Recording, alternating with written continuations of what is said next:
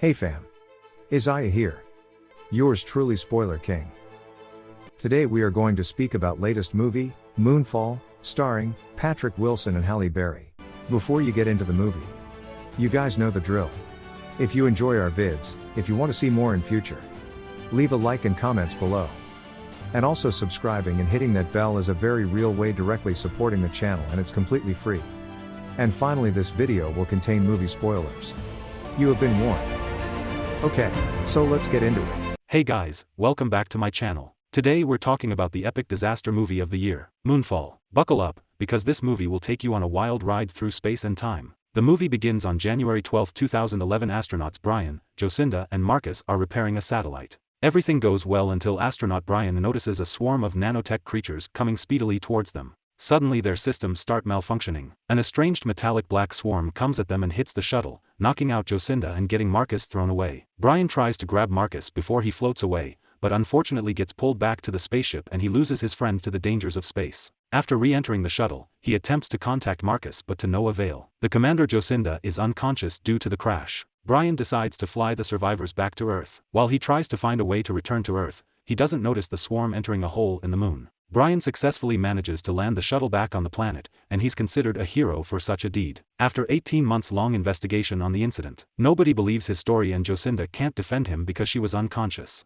Everyone eventually concludes that the accident was the result of human error. Brian has become disgraced by NASA. After that he got divorced by his wife, Brenda, who decided to move to New Jersey along with his son Sonny, after they lost their house. 10 years later, a megastructure named K.C. Houseman sneaks into the University of California, and as usual, he sneaks inside professors' offices to use their computers. He logs into Chile's National Observatory to use their telescope to gather information about the moon. Turns out that he is just a regular man who works at a fast food restaurant. But he barely works for a few seconds before he is taking a break to look at the email the observatory has sent him, which confirms his wild hypothesis about the moon's unusual activity. The moon's orbit is veering closer to Earth. He attempts to call NASA claiming to be a doctor to be taken seriously, but it's useless. He later finds a newspaper and gets an idea to meet Brian on Astronaut Day's celebration. While waiting for him at the museum, he tells the children a story about the moon, stating that the moon is actually a megastructure. Not long after Brian shows up, Houseman tries to present his research and information about the moon getting closer to Earth, but he thinks that Houseman is crazy and dismisses him. The security even had to take him out of the museum. Just as he has been taken away, he throws all the papers towards Brian, hoping that he will read it. Cuts to, Houseman pays a visit to his mother, who suffers from Alzheimer's disease. She doesn't even recognize her own son. On the other hand, Commander Jocinda is still working at NASA and is informed that the moon's orbit has shifted. They also notice a strange activity on the moon,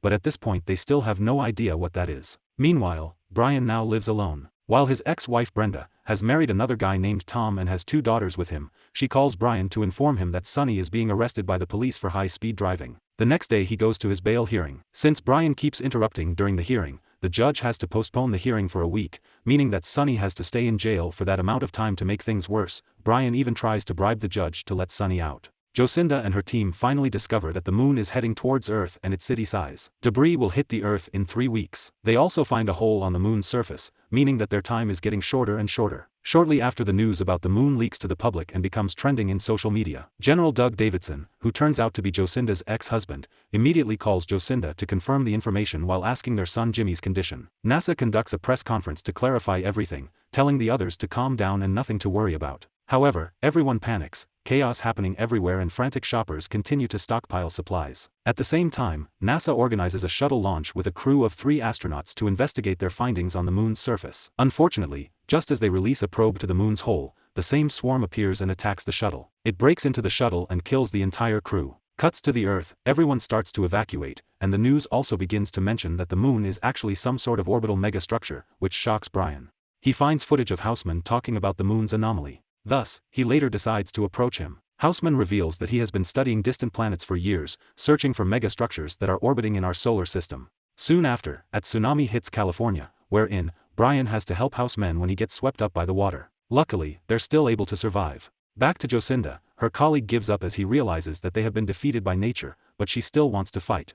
She digs into NASA's old archives and finds cam footage from Brian's suits during their failed mission. Suddenly, she is confronted by Holden Field, an archivist who knows that NASA was covering something during the 1969 Apollo moon landing. She later conducts a conference meeting with the military, who plans to launch nukes on the moon. She is confident that there's a possibility to knock the moon back to its original orbit without destroying it. A few moments later, Jocinda calls Doug to discuss about an EMP called Zulu X-Ray 7, in which she believes that it solves everything. In the evening, Houseman and Brian are picked up and brought to NASA's facility. Jocinda comes into the room while Brian clarifies that he doesn't want to take orders from her anymore, but he cannot do much now. Jocinda plans to attack the swarm as she believes that killing it might stop the moon from getting closer to the Earth. She asks for Brian's help because the swarm recognizes humans' technology and he's the only pilot who is capable of landing a shuttle without power. After everyone agrees to the mission, they get a shuttle out of a museum hoping that it's still functioning. Housemen and Jocinda later meet Colonel Reed and Captain Avery, who will assist them on the mission. The EMP has also been prepared and is ready to be used without permission from the Earth. Before they depart, Jocinda releases Sonny from the prison and brings him to Air Force Base where he finally meets his father again. As a huge earthquake occurs and another disaster is imminent, Jocinda and Brian act quickly to set the mission into motion. Everyone, including Sonny and Jimmy, starts to evacuate while Houseman is invited to join the mission. Since he knows about megastructures more than them, they all board the shuttle and prepare to launch. Lucky for them, they manage to launch and depart from Earth just before a huge ocean wave caused by gravitational abnormality hits them.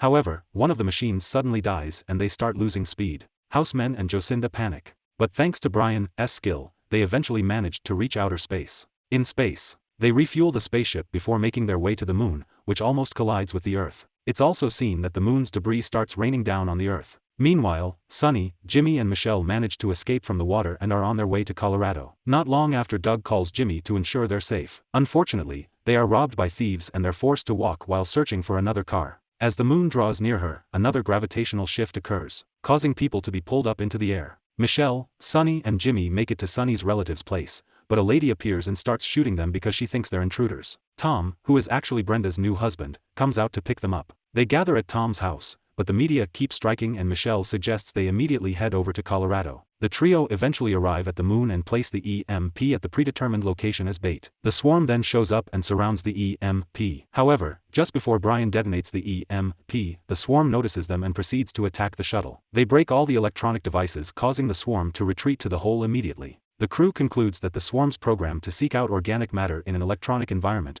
realizing they have less than 2 hours before the military nukes the moon. Brian suggests they will explore the moon and get into the hole. The trio make it onto the moon's core. When Houseman realizes that his theory about moon and megastructures is true, they reactivate the shuttle's power, and while exploring the core, the swarm appears again and heads towards them. However, the shuttle starts moving on its own as if something is controlling it. Right before the shuttle is destroyed by the swarm, they are pulled into a room that the swarm is unable to break into. The crash knocks the entire crew unconscious back on Earth as Sonny and the others are preparing themselves before departing. The thieves from earlier show up and try to rob them, but Sonny and Tom hold them off with guns. They go to the car and drive away. Not long after, the thieves chase after them and attempt to run them off the road. Suddenly, another gravitational shift occurs, which indirectly helps the family to get away from the thieves. Sonny and the others manage to drive off a ramp to safety while the thieves crash their cars. At the same time, the President of the United States issues an order to launch nukes to destroy the moon. Cut to the moon, Housemen and Jocinda awaken and somehow manage to breathe without wearing masks. However, Brian is nowhere to be found. Jocinda finds out that there are 2 separate entities on the moon,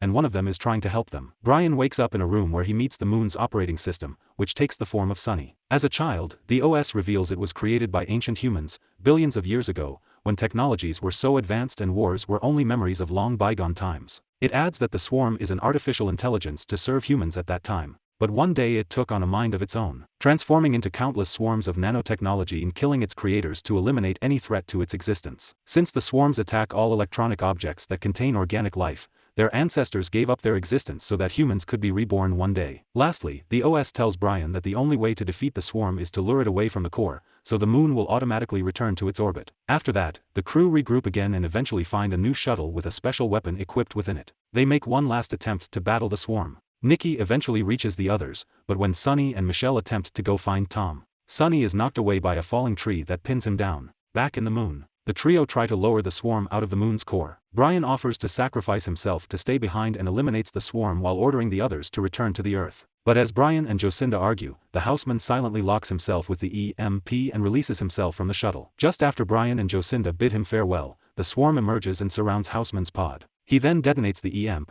which successfully kills the swarm while sending the moon back to its original position. Meanwhile, Brian and Jocinda escaped from the moon on time, and luckily they're close enough to Earth to fly out on a pod. Michelle rescues Sonny and both of them manage to reach the bunker. The following day, Brian and Jocinda survive the crash and reunite with their families. Meanwhile, inside the moon, Houseman finds himself talking to the benign AI, which is looking like his mother. While it explains that it has stored a copy of Houseman's consciousness, now he's part of the moon too, and he can help the AI begin rebuilding for a better future. Subscribe to watch more videos like this and turn on notifications so you never miss a video like this. Thanks for watching.